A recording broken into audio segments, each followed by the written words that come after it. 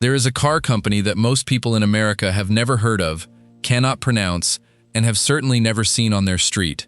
And in the year 2025, that company did something the entire Western world assumed was impossible. It passed Tesla. Not in some minor category, not on a technicality. It sold more electric cars than Tesla, more than any company on the entire planet. And it did it while Tesla was actually shrinking.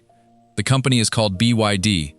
It comes out of China, and last year it sold roughly 2.25 million pure electric cars, while Tesla sold about 1.5 million and falling. For the first time in history, the largest electric car maker on Earth is not American, is not German, is not Japanese, it is Chinese. Tonight I am going to show you how a company you have never heard of overtook the most famous car company in the world, why it was not luck, and why it may signal the end of a century of Western dominance over the automobile itself. Let me start with the scale of what just happened, because the numbers are genuinely staggering once you sit with them. Go back just 1 year, to 2024. In that year, Tesla held on to its crown as the world's top seller of pure electric cars, but only barely, by a razor-thin margin of a little over 20,000 vehicles. It was close, but Tesla was still the king, and most Western analysts assumed it would stay that way for a long time. Then 2025 happened. BYD's electric car sales jumped by nearly 30% in a single year, roaring past 2.25 million. Tesla, meanwhile, did not just lose the lead. Its deliveries actually fell by around 10%. So in the span of 12 months, a gap of 20,000 vehicles in Tesla's favor flipped into a gap of more than 600,000 vehicles in BYD's favor. That is not overtaking someone in a race. That is lapping them. And to understand how strange this is, you have to know where BYD actually came from, because it is not the story you would expect. The company was founded back in the 1990s, and it did not make cars at all. It made rechargeable batteries, the little ones in phones and gadgets, and it became one of the biggest battery makers in the world before it ever built a single automobile. Its bet on cars was so unlikely that when the legendary American investor Warren Buffett quietly bought a stake in it years ago, most people had never heard the name. For years it was dismissed in the West as a maker of forgettable, cheap little cars for the Chinese market. Nobody was worried. Nobody was watching. And that quiet, unwatched battery company is the one that just dethroned the most famous car brand on the planet. And here is the part that should really make you pay attention. This was not one lucky year, one clever quarter that they can spin. BYD also earns more money than you would ever guess. Its yearly revenue has already climbed past $100 billion, overtaking Tesla's, growing at a blistering pace while Tesla's growth stalls. This is not a scrappy little upstart that got lucky. This is now one of the largest, most profitable car companies in the world, and almost nobody in the West saw it coming, because almost nobody in the West was allowed to see it at all. And even those 2.25 million electric cars are only part of the empire. BYD also sells enormous numbers of plug-in hybrids on top of that, which pushes its total car sales well past 4 million vehicles a year, putting it among the largest automakers of any kind on the planet, gasoline included. It builds electric buses that run in cities all over the world, electric trucks, monorails, even the batteries for other people's products. This is not a one-trick company that got lucky with a single hit model. It is a sprawling industrial giant that most of the Western public simply never learned to see, because it grew up on the other side of a wall of tariffs and unfamiliarity. By the time the West noticed, it was already number one. If you want to understand the shifts that are quietly rewriting which countries own which industries, then subscribe to Sinova, because catching these turning points while the rest of the world is still looking the other way is exactly what this channel is for. Now let me answer the question that actually matters. How did they do it? Because the answer is the whole story, and it is not what most people assume. The lazy explanation is that BYD just makes cheap junk and floods the market. That is wrong, and if you believe it, you will keep being surprised. The real answer is one word: batteries. Here is the secret that Western car makers learned far too late. In an electric car, the battery is not just a part. It is the single most expensive, most important piece of the entire vehicle, often close to a third of the whole cost. Whoever controls the battery controls the car. And BYD did not start out as a car company at all. It started decades ago as a battery company. Making batteries is in its blood. So while Western car makers were busy buying their batteries from other companies at a premium, BYD was building its own, designing its own, and slashing the cost of the one part that decides everything. That single advantage cascades into everything else. BYD builds its own batteries. It builds its own motors. It even makes many of its own chips. It controls its supply chain from the raw materials all the way up to the finished car, in a way that no Western automaker can match. When you own every link in the chain, you can build a genuinely good electric car for thousands of dollars less than a rival who has to buy those pieces from someone else. That is not making junk. That is making the same thing, cheaper, because you own the factory behind the factory. BYD even developed its own famous battery design, a flatter, safer, longer-lasting type it calls the Blade battery. And then it did the thing that terrifies competitors most. It offered to sell those batteries to everyone else, including some of the very Western brands it competes with. Read that again. The company that just beat Tesla is now selling the heart of the electric car to the companies trying to catch up to it.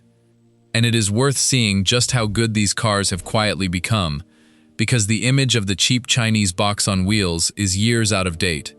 BYD's Blade battery uses a chemistry that is famously hard to set on fire, so safe that in one demonstration they drove a steel nail straight through it and it barely reacted, and it packs the cells so cleverly that the car squeezes more range out of less space.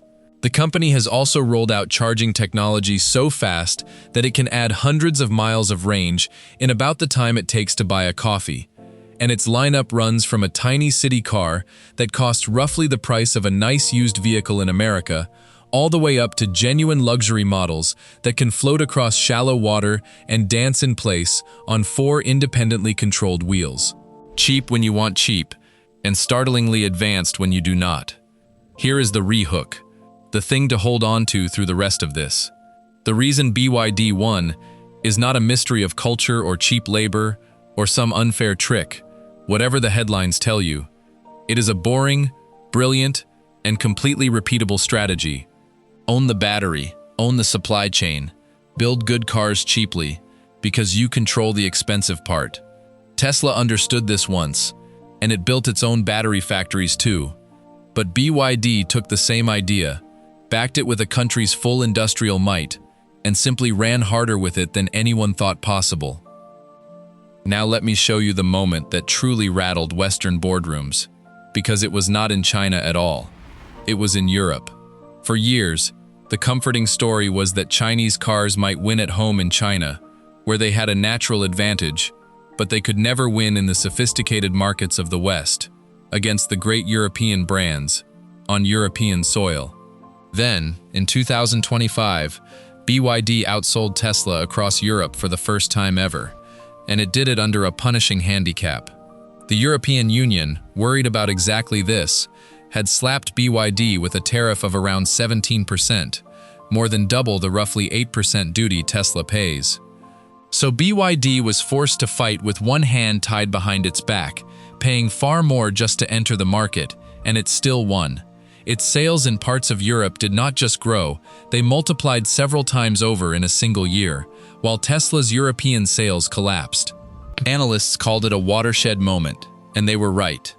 It proved the Chinese carmaker could win on the West's own turf, uphill, against the tariffs built specifically to stop it. And while BYD was climbing, Tesla was quietly stumbling. Its lineup grew old, with years passing between genuinely new models while rivals flooded the market with fresh options. It never delivered the truly affordable car it had promised for years, leaving the cheap end of the market wide open for exactly the company that already owns it.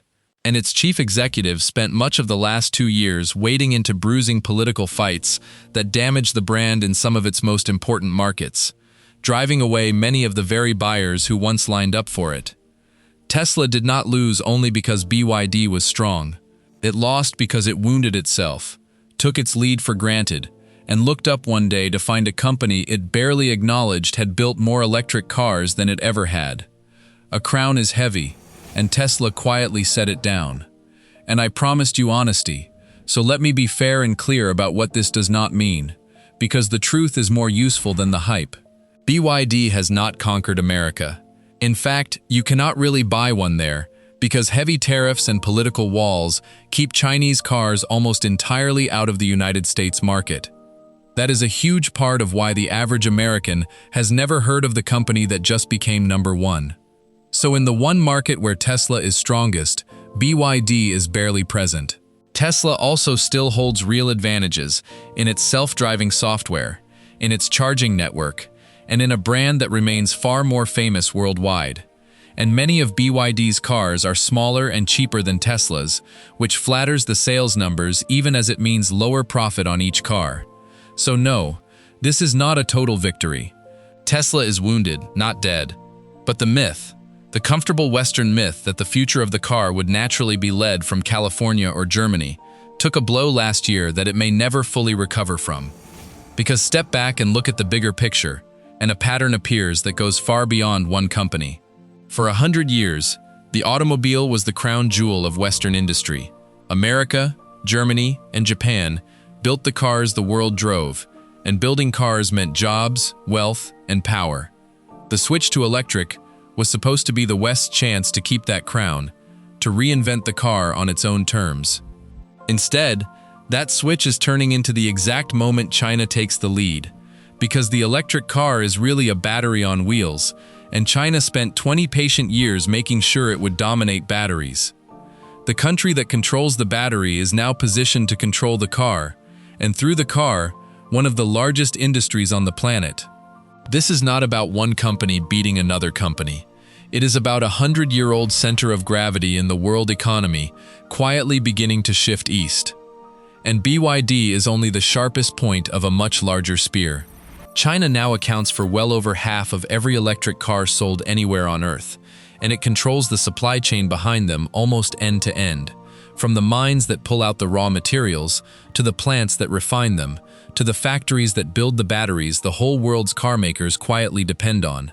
And to get around the tariffs the West keeps throwing up, BYD is simply building its factories inside those markets instead, breaking ground on giant plants in Europe, in South America, and in Southeast Asia, so that before long the cars will not even count as imports. They will be built locally, by a Chinese company, for local buyers. You cannot tariff your way out of that. The wall the West built to keep China out is being calmly walked around, one brand new factory at a time. So the next time you see a Tesla on the road, and think of it as the future of driving, remember that on the other side of the world, a company most Americans could not name just built more electric cars than Tesla ever has, sold them across Europe, despite the tariffs meant to stop it, and is now selling the batteries that power its own rivals. The future of the car did not wait for the West's permission. It simply arrived, wearing a badge you do not recognize yet, but almost certainly will.